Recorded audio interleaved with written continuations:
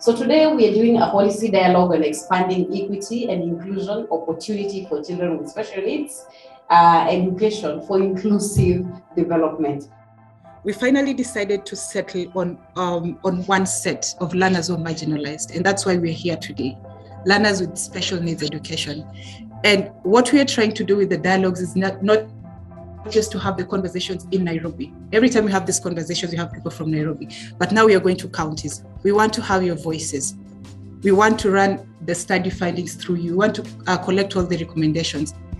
It's very evident that without incorporating these children, they will be left out, not only from accessing education, but even within the education institutions, whether they are learning and whether they are completing their studies successfully, so that then they are able to contribute effectively in the economy and improve their lives just like other children.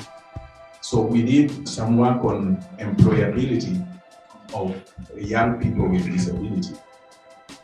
And we realized that the age bracket of young people with disability, we had to expand it up to 45.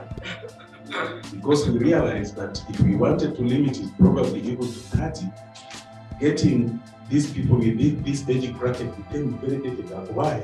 Because they delay in getting into schools due to the challenges that they have. So how do we address some of these challenges is by ensuring that we identify them early so that we can intervene early, they start schooling in good time so that they can start fitting into the society in good time. Now in our institution we train not only the deaf. I would say for a long time that was what was happening. But when I landed there, I was challenged because I looked at these children and I said, it is okay to isolate them at primary and secondary level, but when they reach this level, I'm preparing somebody for a job market. And there's no job where only deaf people are employed. So if I just release them as deaf, because that is the system they know, then I'm even making this person more disabled. So I decided, let's make this institution a natural family, a natural society, where you can find others who are more or less gifted or differently gifted, so that they borrow from one another. St. Angela is an international school. We take learners from all over, from Sudan, from Tanzania, Uganda, Rwanda. So apart from academics, dear friends, these guys or these students are gifted differently.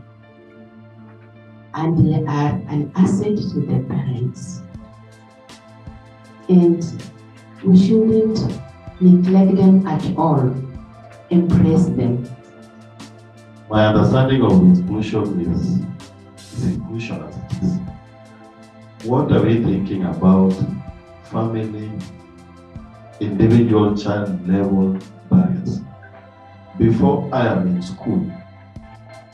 Because we also implement a project called Education for Life, and this is targeting out of school learners.